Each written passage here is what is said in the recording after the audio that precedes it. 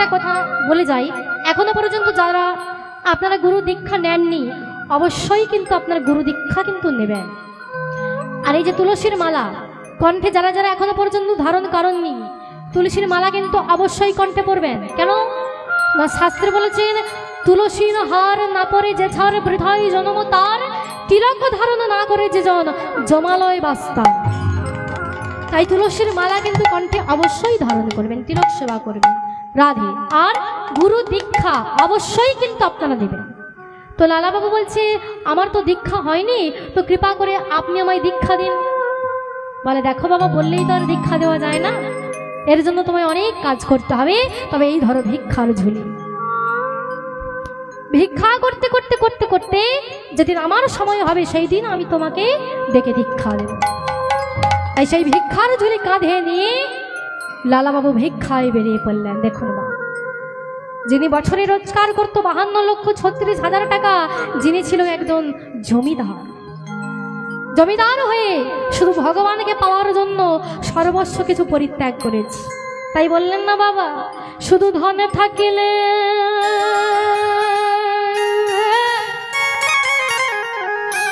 হই না ধনী, এই কৃষ্ণ ধনে যারে নাই হেয়া, কেবা ধনী কেবা গরিব বোঝা বড়দা, কেবা ধনী কেবা গরিব বোঝা বড়দা। শুধু ধনে থাকিলে হয় না ধনী, শুধু ধনে থাকিলে হয় না ধনী, এই কৃষ্ণ প্রেম যার নাহিয়া, কেবা ধনী কেবা গরিব বোঝা বড়দা, কেবা ধনী কেবা গরিব বোঝা বড়দা। শুধু ধনে থাকিলে হয় না ধনী, ধনে থাকিলে হয় না ধনী, কৃষ্ণ ধনে যার নাই হেয়া, কেবা ধনী কেবা গরিব বোঝা বড়দা, কেবা ধনী কেবা গরিব বোঝা বড়দা, কেবা ধনী কেবা গরিব বোঝা বড়দা। এই পার্থিব ধন টাকা করে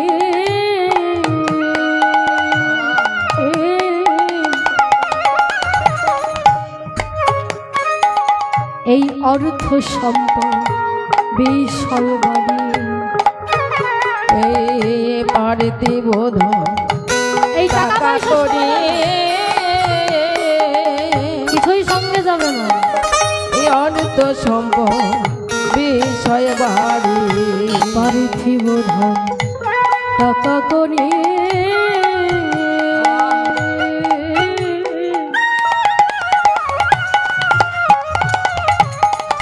এই অর্থ সম্পদ বিষয় বাড়ি, এই পার্থিব ধন টাকা করে এই অর্থ সম্পদ বিষয় বাড়ি, একদিন যেতে হবে সবই ছাড়ি সোনার সমাজ।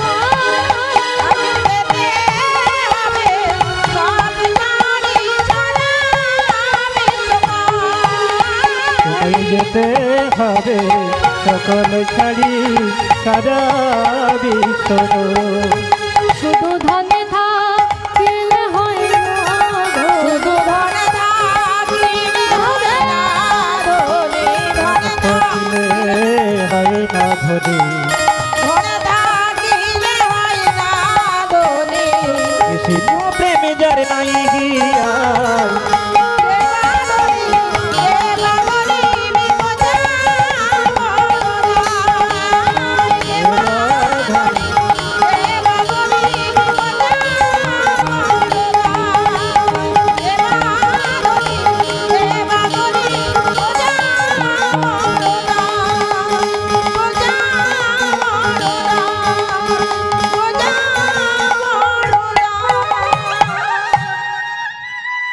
তাই লালাবাবু কি করলেন, ভিক্ষার ঝুলি কাঁধে নিয়ে বেরিয়ে পড়লেন। আর যেতে যেতে যেতে যেতে অনেক দিন গত হয়ে গেছে। আর যেই না দিন গত হয়ে গেছে, একদিন লালাবাবু ভিক্ষায় যেই না ভোরের বেলায় বেরিয়েছে, হঠাৎ লালাবাবু শুনতে পেলেন একটা মন্দিরের জয় ঘণ্টার শব্দ। আর যেই না জয় ঘণ্টার শব্দ শুনতে পেয়েছে, মনে মনে চিন্তা করলেন, আমি তো সব মন্দিরের প্রসাদ পেয়েছি, কিন্তু এই গিরি গোবর্ধনধারীর মন্দিরের প্রসাদ তো সেবা করিনি, আজকে আমি ওই মন্দিরের প্রসাদ সেবা করব। এই বলে মন্দিরের ভিতরে প্রবেশ করে পূজারী ঠাকুরকে ডাক দিয়ে বলছে, পূজারী, ও পূজারী। যেই না পূজারী বাইরে বেরিয়ে এসেছে, বলে, কি গো, কি হয়েছে, তোমার নাম কি? আগে আমার নাম লালা। দেখো তোমার মন্দিরে আমি এসেছি, আমায় একটু একটু প্রসাদ দেবেন গো। বলে, দেখো লালা, এখনো তো ভোগ নিবেদন হয়নি, তো নিবেদন হয়ে যাক, তারপরে আমি তোমায় প্রসাদ দেব। ততক্ষণ তুমি এক কাজ করো, তুমি ওই গুহার ভেতরে তুমি বসে থাকো, গুহার ভেতরে তুমি বসে থাকো। আমি তোমায় কথা দিলাম যে আমি নিজে হাতে তোমার জন্য প্রসাদ নিয়ে যাব। যেই না লালাবাবু গুহার ভেতরে নাম জপ শুরু করে দিয়েছে, যেই না বসে আছে, আর এমন সময় মন্দিরের ভোগ নিবেদন হয়েছে। আর যেই না ভোগ নিবেদন হয়েছে, কিছুটা প্রসাদ নিয়ে যেই না পূজারী ঠাকুর অমনি দরজার বাইরে হতে যাবে, এমন সময় প্রচন্ড ঝড় বৃষ্টি আরম্ভ হয়ে গেল। আর যেই না ঝড় বৃষ্টি আরম্ভ হয়ে গেছে, এদিকে পূজারী ঠাকুর মনে মনে চিন্তা করলো, এই যা, এমন সময় ঝড় বৃষ্টি আরম্ভ হয়ে গেল, আমি লালার কাছে কেমন করে যাব? বৃষ্টিও থামছে না, কি করা যায়? আচ্ছা ঠিক আছে ঠিক আছে, আর কিছুক্ষণ না হয় অপেক্ষা করি, দেখি বৃষ্টিটা বন্ধ হয় কিনা। দেখতে দেখতে দেখতে দেখতে দুপুর গড়িয়ে বাবা বিকেলও হয়ে গেল, কিন্তু বৃষ্টি আর বন্ধ হলো না। আর যেই না বৃষ্টি বন্ধ হলো না, আর এদিকে মন্দিরের ভেতরে বসে আছে গিরিধারী গোপাল। আর যেই না গিরিধারী গোপাল মন্দিরের ভেতরে বসে আছে, যেই না গিরিধারী গোপাল বসে আছে মন্দিরের ভেতরে, এমন সময় গিরিধারী গোপাল মনে মনে চিন্তা করলো, ভক্ত অভুক্ত অবস্থায় বসে আছে, আমি কেমন করে যাব ভক্তের কাছে? কিন্তু আমাকে তো যেতেই হবে, ভক্ত অভুক্ত অবস্থায় বসে আছে, আমাকে তো যেতেই হবে। সঙ্গে সঙ্গে ভগবান কি করেছে, পূজারীর বেশ ধারণ করে ভগবান হাতে থালা নিয়ে ভিজতে ভিজতে চলেছে ভক্তের জন্য প্রসাদ। আর প্রসাদ এনে লালাবাবু চিৎকার করে ডেকে বলছে, ভগবান চিৎকার করে ডেকে বলছে, লালা লালা, কই গো লালা, এই দেখো আমি তোমার জন্য প্রসাদ এনেছি, তুমি প্রসাদ পাবে না? যেই না লালাবাবু নয়নে মিলে তাকিয়েছে, সঙ্গে সঙ্গে দেখতে পেল পূজারী ঠাকুরকে। একে পূজারী ঠাকুর, আপনি এই ঝড়ে বৃষ্টির মধ্যে আপনি আমার জন্য প্রসাদ আনতে গেলেন কেন? এত ঝড়ে বৃষ্টির মধ্যে আপনি কেন প্রসাদ আনতে গেলেন? আমি যে আপনার কাছে ঋণী হয়ে যাব। ভগবান বললেন, লালা, আমার চিন্তা করতে হবে না, তুমি শুধু এই প্রসাদের সেবা করো। এই বলে ভগবান ভক্তের হাতে প্রসাদের থালাটা ধরিয়ে ভগবান আমার চলে গেল। এদিকে লালাবাবু প্রসাদের থালাটা হাতে নিয়ে যেই না প্রসাদটা সেবা করেছে, অমনি লালাবাবুর শরীরটা থরথর করে কাঁপছে। কেন কেন আমার এমন হচ্ছে? কেন আমার নয়নে দিয়ে টপ টপ করে জল পড়ছে? কেন আমার এমন? ও বুঝেছি, বুঝি পূজারী ঠাকুর বোধহয় বড় কোনো একজন ভক্ত হবে।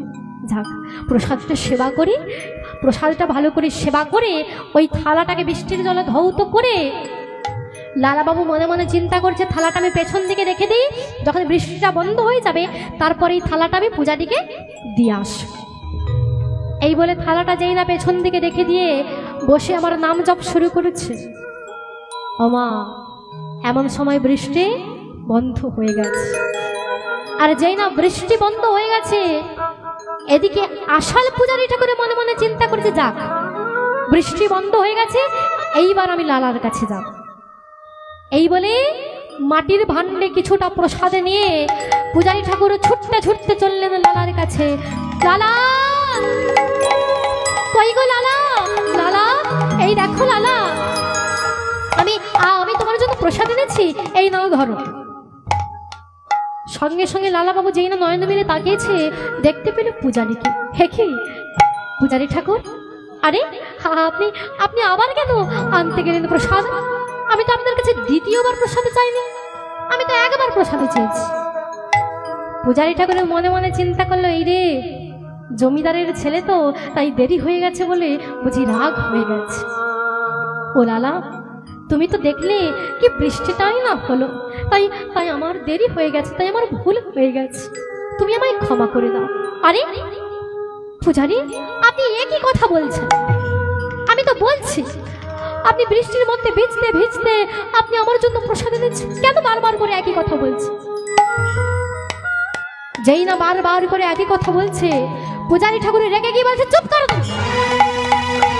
চুপ করো, মিথ্যেবাদী হয়ে কিনা এসেছো বৃন্দাবনে ভজন করতে, মিথ্যেবাদী কোথাকার। পূজারী, আমি কিন্তু আপনাকে মিথ্যে কথা বলছি না, তো তুমি আমায় মিথ্যে কথা বলছো না, তুমি আমাকে প্রমাণ দেখাতে পারবে? বলো বলো, তুমি আমায় প্রমাণ দেখাতে পারবে কিনা? বলে হ্যাঁ, আমি আপনাকে প্রমাণ দেখাবো। বলুন তোমার কি প্রমাণ দেখাবে? হ্যাঁ, ওই সোনার থালাটা প্রমাণ দেখাবে আজকে লালা। এই বলে যেই না সোনার থালাটা বের করে যেই না পূজারীর হাতে দিয়েছে, সঙ্গে সঙ্গে পূজারী ঠাকুর চমকে উঠলে, কি লালা, এই সোনার থালা, এই সোনার থালা তুমি কোথা থেকে পেলে? পূজারী, আমি তো বলছি এই থালাতে করে আপনি বৃষ্টির মধ্যে ভিজতে ভিজতে আপনি প্রসাদ এনেছেন। পূজারী ঠাকুরের আর বুঝতে বাকি রইল, লালা আমি বুঝতে পেরেছি, লালা আমি বুঝতে পেরেছি। তুমি কি জানো, ওই থালা নিয়ে আমি যে তোমার কাছে আসিনি, এতক্ষণ ধরে গুহার ভিতরে বসে বসে যে গিরিধারী গোপালের নাম জপ করছিলে, সেই গিরিধারী গোপাল কিনা বৃষ্টির মধ্যে ভিজতে ভিজতে, সেই গিরিধারী গোপাল তোমার কাছে এসে প্রসাদ। তুমি যে বড় ভাগ্যবান। যেই না বলেছে, সঙ্গে সঙ্গে লালা বাবু মনে মনে চিন্তা করছে, গিরিধর আজকে তুমি আমার কাছে এসে তুমি দেখা না দিয়ে চলে গেলে। গিরিধর ছুটতে ছুটতে চলেছেন গুরুদেবের কাছে, ছুটতে ছুটতে এসে বলছে, গুরুদেব আজকে কি হয়েছে জানেন গুরুদেব? লালা আমি সব জানি, আজকে গিরিধারী গোপাল তোমার জন্য বৃষ্টির মধ্যে ভিজতে ভিজতে গুরুদেব, আপনি যদি সবই জানেন তাহলে গিরিধারী গোপাল আমার কাছে এসে দেখো। বলে তুমি কি আমার আদেশ পালন করেছো? বলে তুমি কি আমার আদেশ পালন করেছো? বলে হ্যাঁ। বলে না, আমি তোমায় বলেছিলাম বৃন্দাবনে প্রত্যেকটা দরজায় ভিক্ষা করতে, তুমি সব দরজায় ভিক্ষা করলেও তুমি একটা দরজা বাদ দিয়েছো, সেটা হলো জগৎশ্রী।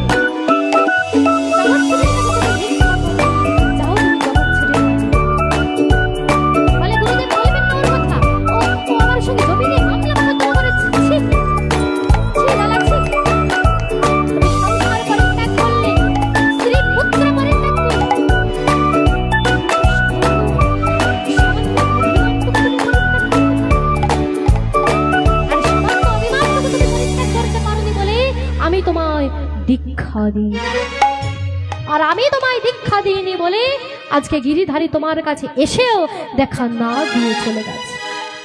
যাও তুমি জগৎশ্রীর কাছে যাও। আর যেই না বলেছে, সঙ্গে সঙ্গে ছুটতে ছুটতে লালা বাবু চলেছেন জগৎশ্রীর কাছে। বন্ধু বন্ধু, যেই না বন্ধু বন্ধু বলে ডেকেছে, দরজায় দাঁড়িয়ে বসে আছে ওই দ্বার রুদ্ধ করে। দাঁড়িদেরকে গিয়ে বলছে, বন্ধু ও বন্ধু যাও না, একবার জগৎ শেঠকে ডেকে দেবে, দাও না। বলে, জগৎ শেঠ? আমাদের মালিকের নাম ধরে তুমি ডাকছো? ওই জগৎ শেঠ তোমার কে হয়? মানে আমার বন্ধু হয়।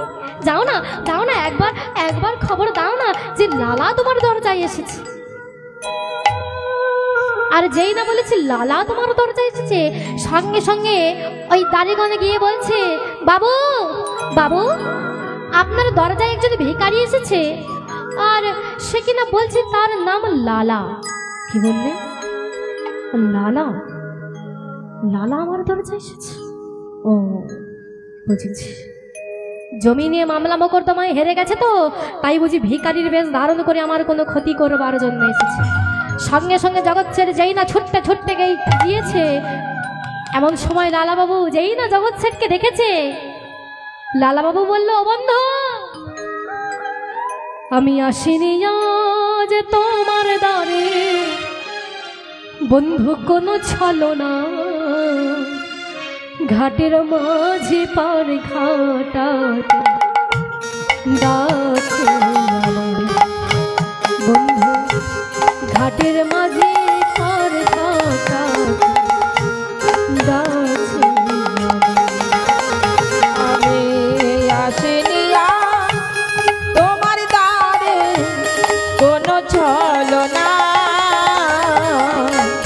ঘাটের মাঝে পার ঘাটাতে ডাকে আমায় বন্ধু, ঘাটের মাঝে পার ঘাটাতে ডাকে আমায়।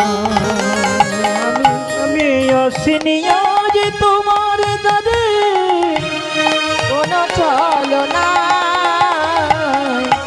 ঘাটের মাঝে পার ঘাটাতে ডাকিছে আমার বন্ধু, ঘাটের মাঝে পার ঘাটাতে ডাকিছে আমার। সঙ্গে সঙ্গে জগৎ শেঠ বলছে, লালা আস্তে আস্তে, এ তোমার কি বেশ? তুমি না আমার মতো জমিদার, আর তুমি জমিদার হয়ে তুমি কিনা আমার কাছে এসেছো ভিক্ষা চাইতে? হ্যাঁ, তুমি কেন এসেছো বলো?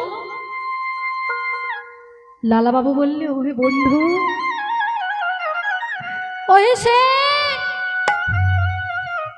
সাদা সোনার কাজ যে আমার মিটে গেছে। আমি যে বৃন্দাবনে এসেছি, আমি কালো সোনা খোঁজ করতে। বন্ধু, আজ যদি দাও তুমি আমায় এক মুষ্টি ভিক্ষা, তবে হবে যে আমার গুরু দীক্ষা। আর যেই না বলেছে, সঙ্গে সঙ্গে জগৎ শেঠ বলল, বন্ধু তুমি কিনা তুমি আমার কাছে ভিক্ষা চাইতে এসেছো? কি ধনের ধনীবান তুমি হয়েছ, সেই ধনের সম্পদ তুমি আমায় একটু দেবে। হরি বল, হরি বল। দিচ্ছি বন্ধু। এই বলে জগৎ শেঠ ছুটতে ছুটতে গিয়ে ওই এক মুষ্টি চাল এনে যেই না লালার হাতে দিয়েছে, অমনি ভক্তের পরশ পেয়ে আজকে জগৎ শেঠ ভক্তে পরিণত হয়ে গেল। তাই গৌর হরি হরি বল, হরি বল। লালাবাবু ছুটতে ছুটতে এসে বলল, গুরুদেব এই দিন আমি ভিক্ষা এনেছি। বলে, দেখো তো একবার পেছনে ঘুরে কে দাঁড়িয়ে আছে। যেই না লালাবাবু পেছনে ঘুরে তাকিয়েছে, দেখতে পেলে তার বন্ধু জগৎ শেঠ এসেছে। বলে, লালা এই জন্য আমি তোমাকে পাঠিয়েছিলাম, যেমন কাঁটা দিয়ে কাঁটা তুলতে হয়, তেমন ভক্ত দিয়েই তো ভক্ত তৈরি করতে হয়। এসো, আজকে তোমাদের দুজনকেই আমি দীক্ষা দেব। এই বলে লালা বাবু আর জগৎ শেঠকে পাশাপাশি বসিয়ে আজকে গুরুদেবে তাদের কর্মে দীক্ষা দিলেন। দেখতে দেখতে দেখতে দেখতে লালা বাবুর বয়স হয়ে গেল 64 বৎসর বয়স। যেই না 64 বৎসর বয়স হয়েছে, লালাবাবু মনে মনে চিন্তা করলো, প্রভু এ জন্মে বুঝি আমি তোমার কৃপা আর পাবো না। এ জন্মে যখন আমি তোমার কৃপা পেলাম না, এ জীবন রেখে আমার আর কোনো লাভ না। আমি এখানে আর থাকবো না, আমি আত্মবিসর্জন করব। গভীর অন্ধকার ছুটতে ছুটতে চলেছে, ধীরে ধীরে করে যেই না যমুনার জলে নেমেছে, ধীরে ধীরে করে যেই না নেমেছে, আর এমন সময় কে যেন পেছনে দাঁড়িয়ে ডাক দিয়ে বলল, লালা লালা,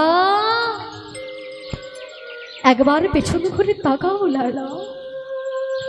লালা বাবু মনে মনে চিন্তা করলো, বুঝেছি, বুঝি বুঝি আমার বন্ধু জগৎ সেট এসেছে। না বন্ধু না, আমি তোমায় দেখবো না, তুমি চলে যাও, আমি তোমায় দেখবো না। লালা, যাকে দেখবার জন্য তুমি এত কষ্ট করে এসেছো, আর তাকেই তুমি না দেখে চলে যাচ্ছ, একবার দেখবে না? এসো, একবার আমার দিকে তাকাও। লালা বাবু মনে মনে চিন্তা করছে, বন্ধু যখন এত করে বলছে, বন্ধুর দিকে তাকেই আমি আত্মবিসর্জন করি। এই বলে লালা বাবু কি করেছে, যেই না পেছন ঘুরে তাকিয়েছে, দেখতে পেল তার বন্ধু জগৎ সেট নয়, এই জগতের যিনি শেঠ, অনাদি আদি শ্রী গোবিন্দ। হরি হরি বল, হরি বল। যেই না গোবিন্দ দাঁড়িয়ে আছে, লালা বাবু গিয়ে ভগবানকে বুকের মধ্যে জড়িয়ে ধরে বলে, প্রভু তুমি এসেছো, তুমি এসেছো প্রভু, তুমি এসেছো। লালা এমন আকুল প্রাণে নট ডাকলে আমি কি না এসে থাকতে পারি লালা? ও লালা, তুমি আমার কাছে কিছু চাও? ও প্রভু, আমি যে সাক্ষাৎ তোমার দর্শন আমি পেয়েছি, আর আমি কিছুই চাই, আর আমি কিছুই চাই। তবে যদি কিছু দিতে চাও, তবে আমার ঘরে আমার ছোট্ট মেয়ে সুমতি আছে, তুমি শুধু তাকে একবার কৃপা করো। ভগবান বলল, লালা তুমি আমার কাছে কিছু চাওনি, কিন্তু আজ যে আমি ভগবান হয়ে তোমার কাছে দু হাত পেতে ভিক্ষা চাইছি, তুমি আমায় কিছু ভিক্ষা দাও। লালা বাবু বলল, ভগবান আমি কিনা কাঙাল, সর্বস্ব পরিত্যাগ করে আমি তোমার কাছে এসেছি, তোমাকে দেওয়ার মতো আমার কি আছে, আমি কি দেব তোমায় ভগবান? হরি বল, হরি বল। লালা তুমি আমার জন্য একটা মন্দির গড়ে দাও। মন্দির? হ্যাঁ, তবে এই পার্থিব জগতের মন্দির আমি তোমার কাছে চাই না, আমি চাই তোমার হৃদয় মন্দিরে বসবাস করতে চাই। ও, আমার হৃদয় মন্দিরে আসতে চাও? তাহলে এসো প্রভু, আর বিলম্ব করো না, এসো। এই বলে ভগবান কি করেছে, যেই না ভক্তকে আলিঙ্গনে দিয়েছে, ভক্ত ভগবান দুজনে নয়নের জলে ভাসতে ভাসতে ভক্ত ভগবান দুজনের মিলন হয়ে গেল। হরি হরি বল, হরি বল। চলুন, এখানে ভক্ত ভগবান দুজনের মিলন হয়ে গেল, আমি মিলন ঘটিয়ে দিলাম। এখানেই কৃষ্ণ ভক্ত লীলা লালা আমি সমাপ্ত করে দিলাম। জনিতাই জয় রাধে।